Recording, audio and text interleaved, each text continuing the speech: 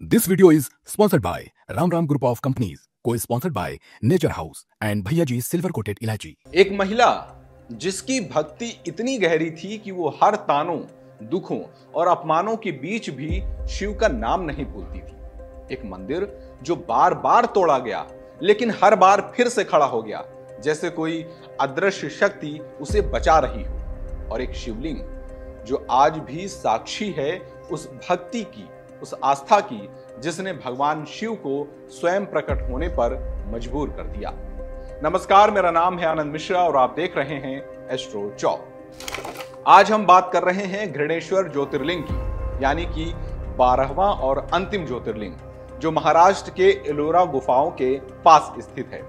इस मंदिर के पीछे की कहानी सिर्फ एक धार्मिक कथा नहीं, बल्कि एक महिला की आस्था, समाज की क्रूरता और भगवान की करुणा की जीवित मिसाल है। तो चलिए इस यात्रा में जानते हैं कैसे एक साधारण महिला घृष्णा की भक्ति ने इतिहास रच दिया और शिव ने इस धरा पर घृणेश्वर के रूप में अवतार लिया।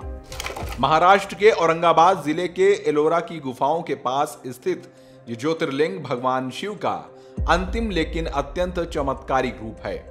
कहानी जुड़ी है घृष्मा नामक स्त्री से, जो शिव की परम भक्त थी।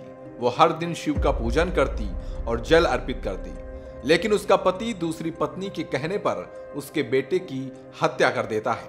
घृष्मा दुख में भी डगमगाई नहीं, उसने पूजन जारी रखा और अपनी भक्ति की शक्ति से शिव को प्रसन्न किया। शिव प्रकट हुए और उसके मरे हुए पुत्र को पुनर्जीवित कर दिया।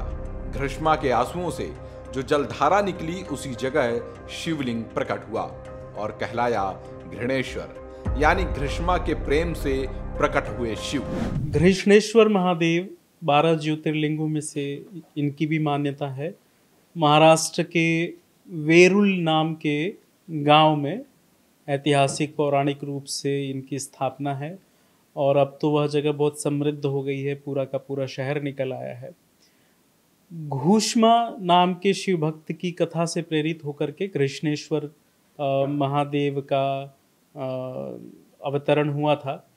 उनकी कथा यह है कि सुधर्मा और सुदेहा नाम के ब्राह्मण ब्राह्मणी थे और उनको संतान प्राप्ति नहीं हो रही थी। भगवान शिव की कृपा से उनको संतान की प्राप्ति हुई।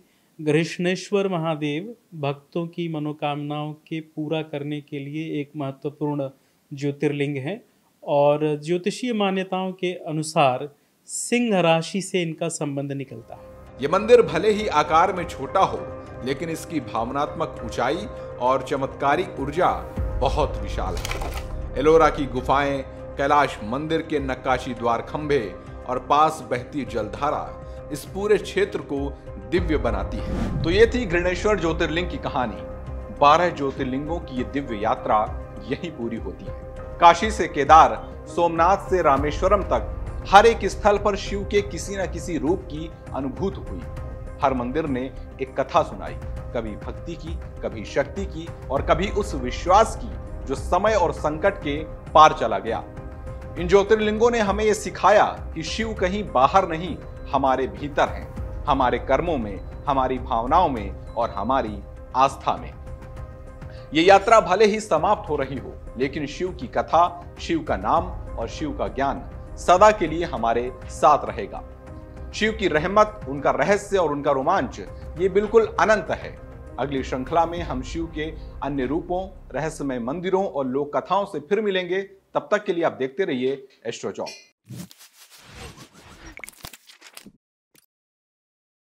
New public inter college Lucknow, admission open. For more information call 0522 282232 और 7755 089585।